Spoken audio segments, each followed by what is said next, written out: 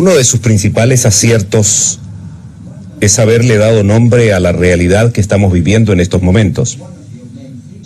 De un mundo sólido de seguridades y certezas, hemos pasado a un mundo que usted llama líquido.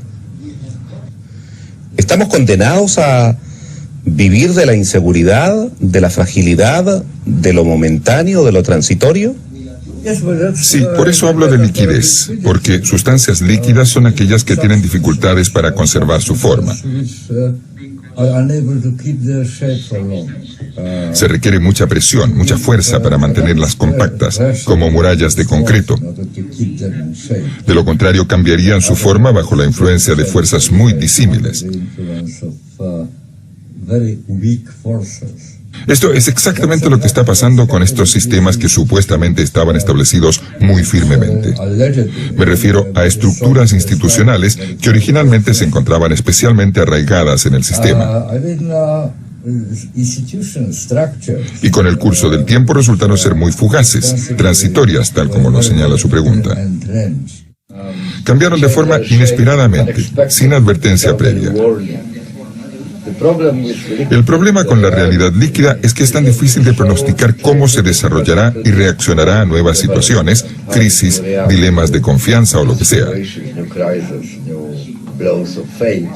Y como sabemos tan poco sobre ello, nos sentimos impotentes. Si uno no es capaz de pronosticar cómo las cosas evolucionarán, no puede tomar medidas de precaución. Entonces no se puede defender, prepararse. Los hechos nos toman por sorpresa.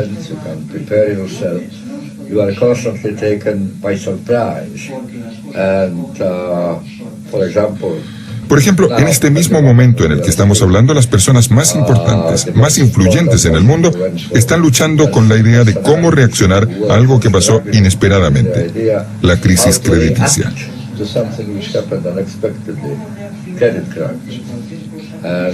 Intentaron aplicar medidas muy inusuales, poco ortodoxas para arreglar la situación, pero hasta ahora nada funciona.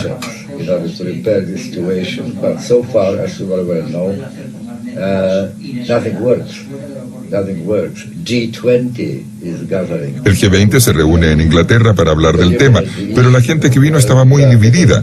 No existe una idea unánime para arreglar la catástrofe que nos ha alcanzado.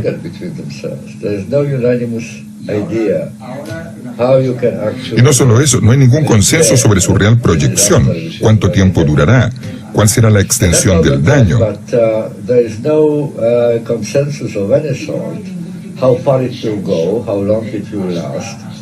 En Estados Unidos, en América Latina, en España, Gran Bretaña, Alemania, Francia.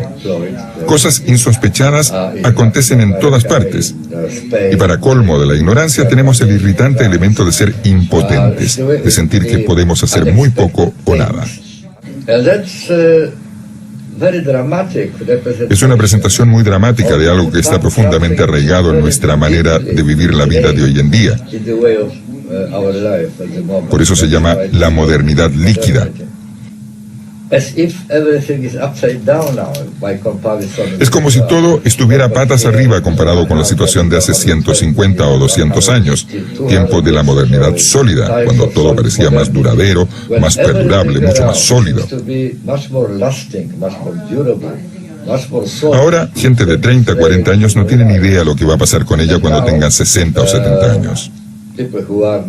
La planificación del futuro desafía nuestros hábitos y costumbres, las capacidades que aprendimos para superar los escollos del camino.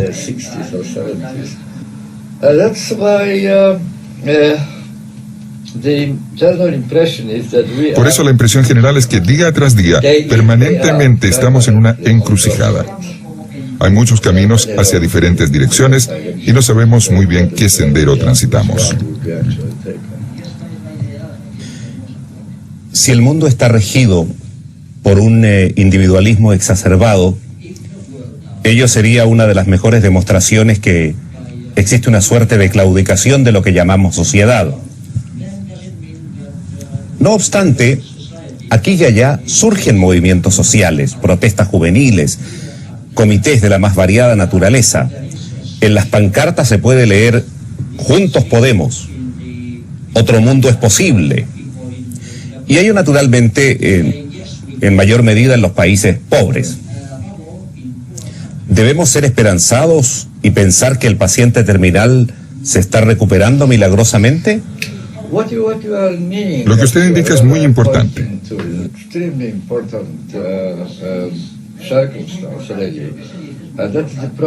Ese es el problema de la ausencia de una instancia, de una entidad colectiva. Algo que antaño llamábamos sociedad, que esté en condiciones de hacer frente a la enorme tarea que encaramos. La sociedad está siendo erosionada de dos lados simultáneamente. Hasta hace poco, el poder era mantenido al nivel de los llamados Estados-naciones. El Estado era idéntico en nuestro pensamiento y en nuestros actos a la verdadera sociedad. Allí se hacía carne la sociedad. Había un Estado y dentro de él un ente que tenía el poder de implementar su política. Ahora el poder de los Estados nacionales se ha evaporado en el espacio global.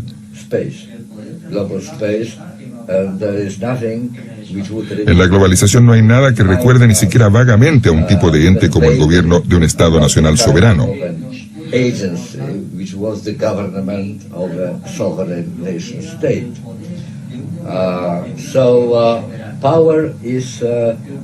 Actualmente, el poder está situado en lo que podríamos calificar de país de nadie.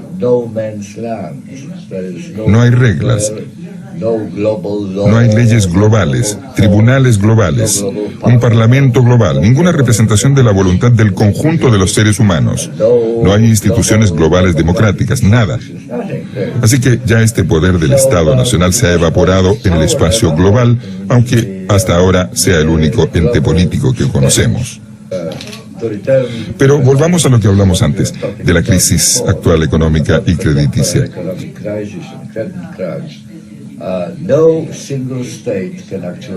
Ningún Estado es capaz de resolver el problema porque es un dilema global. El poder es global, pero la política es local. Es decir, que hay una discrepancia entre los dos.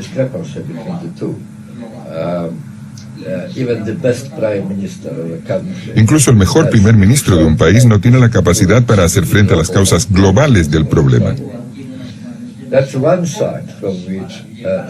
Esta es una circunstancia donde la sociedad está desapareciendo porque, como dije, el poder se evapora en el espacio global. Por otra parte, tenemos la tendencia opuesta. Usted mencionó la individualización. Usted y yo somos individuos de jure, somos individuos por decreto. Funciones asumidas hasta hace poco por los estados, que eran poderosos, ahora son traspasadas a individuos que tienen que encontrar soluciones a problemas que ellos no han causado. Pero los individuos son lo suficientemente inteligentes e inventivos para encontrar frecuentemente alternativas al problema que se enfrentan. La cuestión es que ser un individuo de jure es diferente a ser un individuo de facto.